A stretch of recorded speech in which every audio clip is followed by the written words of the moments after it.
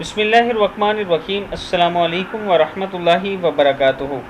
عابد راجہ channel کی طرف سے آج میں اپنے دوستوں کو حضرت عائشہ رضی اللہ تعالیٰ عنہ کا ایک بہت ہی پیارا فرمان بتاؤں گا۔ اس سے پہلے میں اپنے تمام دوستوں سے گزارش کروں گا کہ اگر آپ نے ابھی تک میرے چینل عابد راجہ کو سبسکرائب نہیں کیا تو ضرور کر لیں تاکہ ڈیلی آپ تک اچھی ویڈیو پہنچ سکیں۔